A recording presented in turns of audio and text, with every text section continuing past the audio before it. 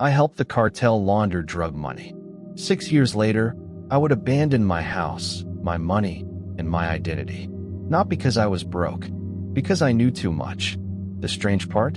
It all started with a single message sent at 2:13 in the morning. If I had ignored it, none of this would have happened. Chapter 1. Broke. It was 2:13 a.m. I was sitting alone in my apartment. My bank account contained $42.17. Rent was overdue. My phone bill was overdue. And 3 companies had rejected my job applications in the same week. The glow of my laptop was the only light in the room. I refreshed my inbox. Nothing. I refreshed again. Nothing. Then a new message appeared. Not from a recruiter. Not from a company. Just one sentence. Need someone good with numbers. No company name. No explanation. No signature. Just that. Every warning bell in my head went off. But desperation has a way of making bad ideas sound reasonable. So I replied. At the time, I thought I was finally getting a chance to fix my life. I had no idea who was really contacting me. Chapter 2. The first transaction. 3 days later, I was sitting inside a luxury office overlooking the city. The place was strange. No company logo, no employees, no reception desk, just expensive furniture and silence. A man in a designer suit walked in carrying a folder. Without introducing himself, he placed it on the desk. Inside were hundreds of financial transactions, money moving between dozens of businesses. The more I looked, the less sense it made. A cleaning company with no employees, a transport company with no vehicles, a consulting firm with no clients. The businesses existed on paper, but nowhere else. The man noticed my hesitation. Don't worry about where the money comes from. The room suddenly felt smaller. I knew something wasn't right. I should have left. Instead, I asked how much the job paid. The next morning, $5,000 appeared in my account. Just like that. And once you get paid that much for doing almost nothing, walking away becomes much harder. Chapter 3. Easy money. The jobs kept coming. 1 became 5. 5 became 20. 20 became more than I could count. Months passed. The money never stopped. For the first time in my life, I didn't worry about bills. I moved into a better apartment, bought better clothes, started living the kind of life I'd always imagined. Friends noticed. Family noticed. Everyone wanted to know what changed. I gave the same answer every time. Consulting. Nobody knew what that meant, which made it the perfect excuse. The money kept growing, and so did my confidence. For a while, I thought I'd beaten the system. But while my bank account was getting bigger, something else was changing too. Something much more dangerous. Chapter 4. The Golden Cage. The payments became larger. Tens of thousands. Then hundreds of thousands. I bought a luxury car. Moved into a high-rise apartment. Took vacations I'd only seen online. From the outside, my life looked perfect. But strange things started happening. The same black SUV appeared outside my building every day. The same tinted windows. The same parking spot. Unknown numbers kept calling my phone. Nobody ever spoke. Whenever I answered, the line went silent. I started checking mirrors, watching exits, memorizing faces. The richer I became, the less freedom I felt. Every luxury suddenly felt temporary, like it could disappear overnight. And soon, I would learn exactly why. Chapter 5. The Missing Millions. One evening my phone rang. The voice sounded different. More serious. More urgent. Millions of dollars had disappeared.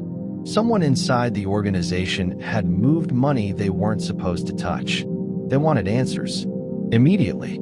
For 3 days I barely slept. I reviewed transaction after transaction, looking for anything unusual, anything suspicious. Finally, I found it. One of their own people had moved the money. I delivered the information. The problem was solved. But the way it was solved changed everything. That's when reality finally hit me. These weren't businessmen. These weren't investors. These were people who handled problems differently. And suddenly, every dollar I'd earned felt heavier than before. I wanted out. Unfortunately, it was already too late. Chapter 6. The Investigation. Months later, a letter arrived. Routine financial review. At least that's what it claimed. My stomach dropped. I knew exactly what would happen if someone started looking too closely. I contacted the people paying me. They told me not to worry. We'll handle it. A few days later, the inquiry vanished. No follow-up. No questions. No explanation. Just silence. That should have made me feel relieved. Instead, it terrified me. Because problems don't simply disappear. And when they do, it usually means someone made them disappear. Chapter 7. Richer than ever. Years passed. My wealth exploded. Luxury vacations. Designer watches. Exclusive events. A house bigger than anything I'd ever imagined owning. Online, my life looked incredible. People envied me. Some even asked for advice. But nobody saw what happened behind closed doors. Nobody saw me waking up at 3 a.m. Nobody saw me checking security cameras. Nobody saw me staring out windows whenever a car slowed down outside. The money had solved every financial problem I'd ever had, but it had created a completely different kind of prison. And then the entire empire started falling apart. Chapter 8. The Empire Falls. One morning, every news channel carried the same headline. The organization's leader had been arrested. Investigations began spreading everywhere. Financial networks became targets. Bank records became evidence. Everyone connected suddenly became vulnerable. My phone wouldn't stop ringing. Former associates. Unknown callers. Panicked voices. Everybody wanted information. Everybody wanted protection. Everybody wanted a way out. There wasn't one. For the first time in years, I wasn't worried about making money. I was worried about surviving what came next. Chapter 9. The Hunt. I started deleting files, destroying records, removing anything that linked me to the operation. Every knock at the door made my heart race. Every unfamiliar face felt dangerous. Every phone call felt like bad news. I didn't know who was looking for me. Authorities, former associates, people trying to save themselves, or people trying to silence others. The uncertainty became unbearable. For years I'd chased money. Now I would have traded all of it for a single peaceful night's sleep. Then came the moment that changed everything. Chapter 10. Disappearing. One morning, I opened my banking app.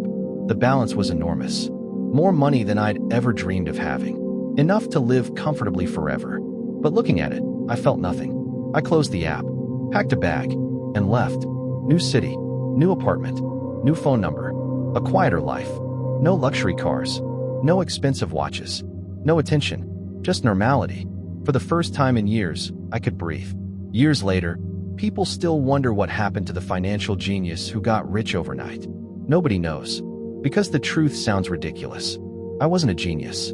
I wasn't special. I was just someone who wanted an easier life, and discovered that some money comes with a price tag far bigger than the number attached to it. I thought I was helping clean money. In the end, all I wanted was a chance to clean my own life and start over.